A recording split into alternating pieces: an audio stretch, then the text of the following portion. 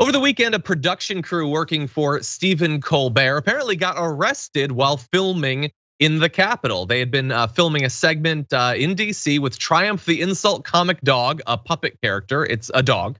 Triumph's performer, comedian Robert Smigel, was among those detained.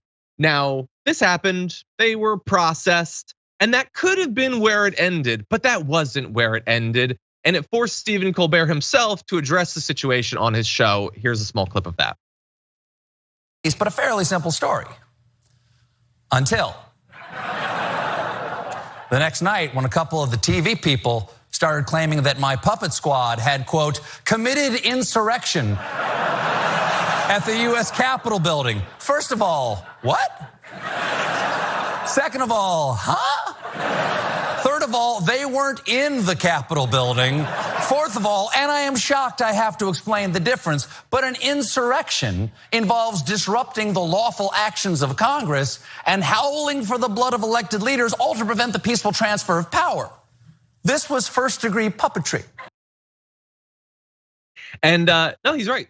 Not just one, not just two, multiple people on Fox had a big issue with the fact that they had been briefly detained, processed, and then were released. That they were not locked up in solitary confinement for like a year. Because apparently what they had been doing was, in the views of these totally intellectually honest Republicans, an insurrection. I'm gonna give you an example of it. Sean Hannity talked about it last night, saying, where's the outrage from the Democrats? Aren't they concerned about trespassing and securing the Capitol? Or is that only when they can use it to attack Donald Trump?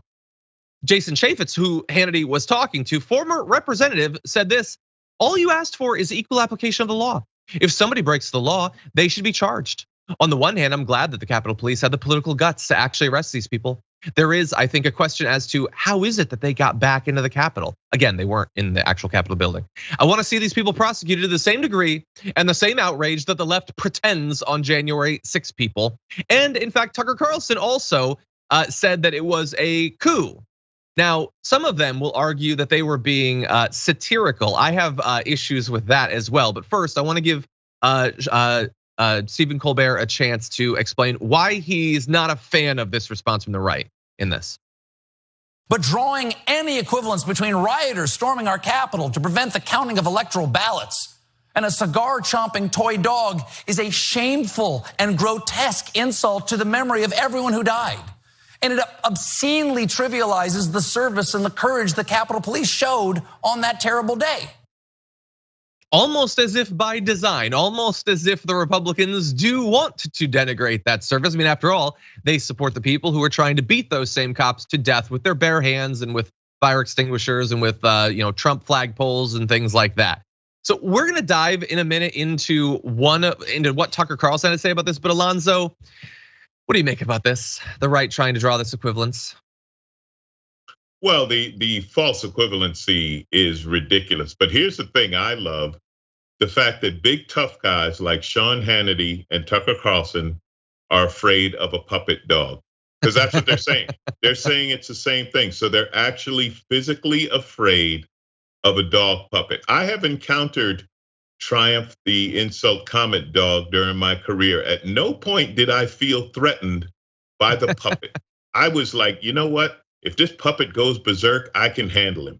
I'm gonna be okay. So these grown men are afraid of a puppet. The idea of comparing a comedy team going to the Capitol to do some sort of joke, whatever they were setting up a sketch for Colbert show, to actually physically attacking the Capitol is so utterly ridiculous that only Tucker Carlson and Sean Hannity disciples would believe that.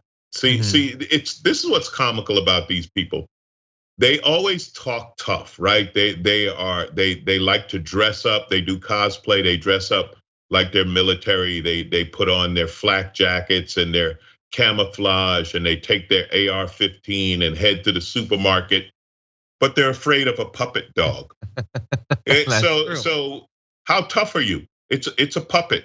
It's not even alive. As a matter of fact, without the puppeteer, it would just lay there.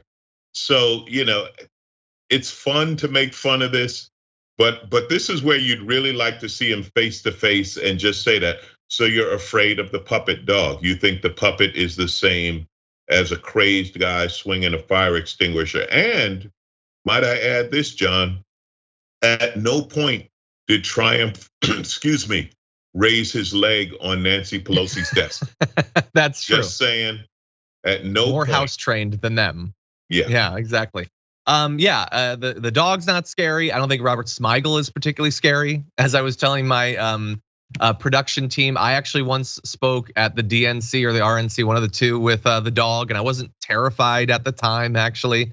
But like I said, I do want to dive into one of these because Tucker Carlson's commentary is going to make clear that they are making this comparison, but they'll say, well, no, but we're not saying that it's as bad.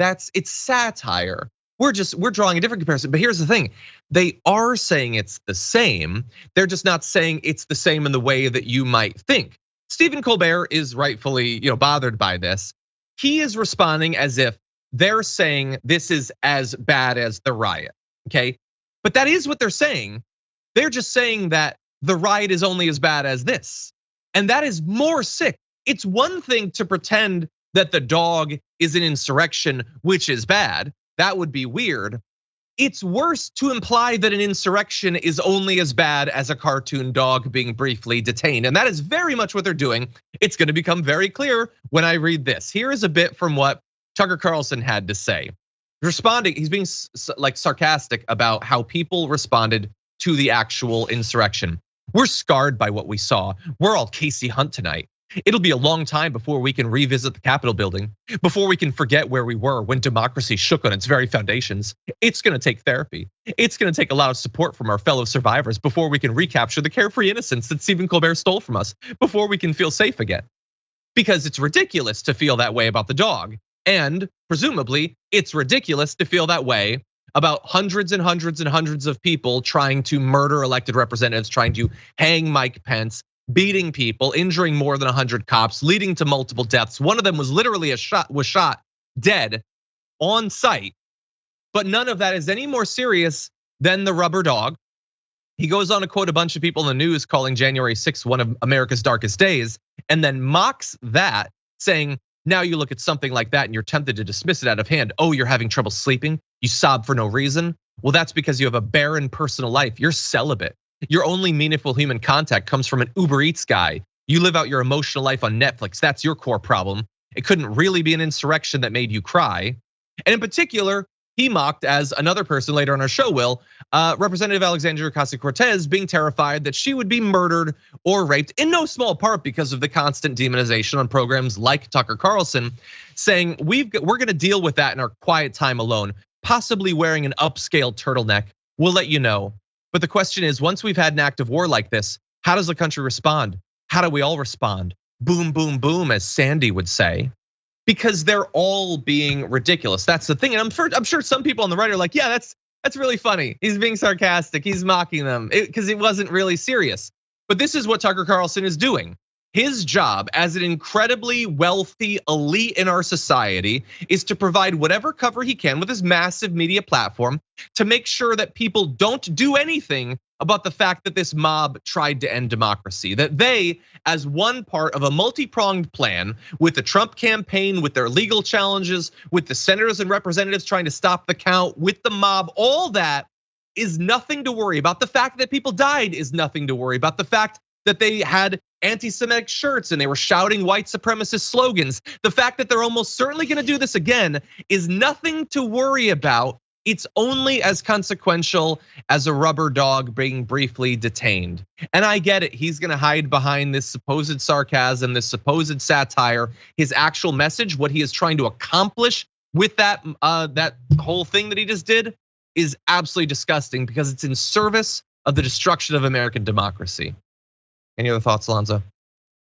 Well, you summed it up really well. To start with, the ability of people like Tucker Carlson to manipulate the masses, to manipulate their cult, it's exactly what you said. They're using this to try to dismiss the insurrection as small. Now, if he's serious and Triumph, the insult comic dog, has scarred them for life to where they cannot visit the Capitol, then Triumph has become a national hero. If he's good enough to keep them away from the Capitol, I love Triumph even more. He has done America a service.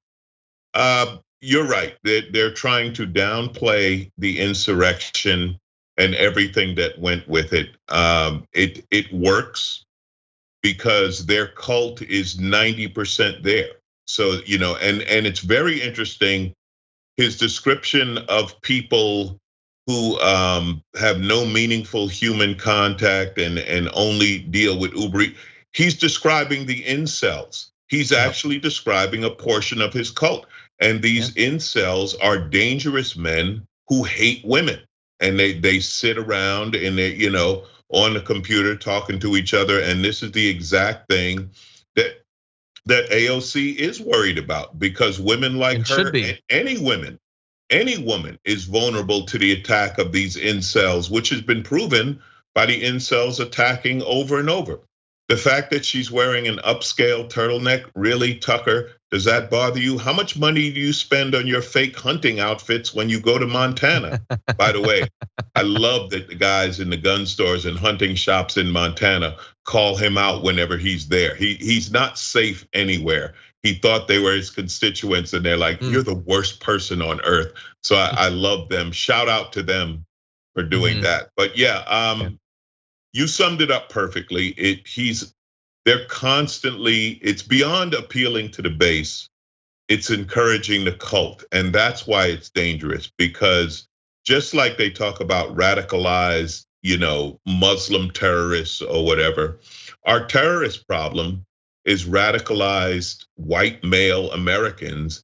And this is what fuels them. This is what makes it okay. This is why one of them is sitting in the basement somewhere figuring out how to shoot Triumph, the insult comic dog. And the only thing that makes it safe for Robert Smigel is that they think the dog is real. So they're actually going after the dog. He's fine because they're trying to figure out where the dog sleeps at night. So your only advantage is, you're dealing with people who are out of their mind. But all joking aside, these people are easily manipulated, and Tucker Carlson and Sean Hannity or whatever do this. And it's the frightening part. It would be fun and it would be funny if it weren't for the fact that somebody's in the basement right now trying to figure out how to kill Triumph. Yeah. And the Republicans are, taking over state level election offices. So the next time they won't even need the insurrection. They can just steal it on a state by state basis.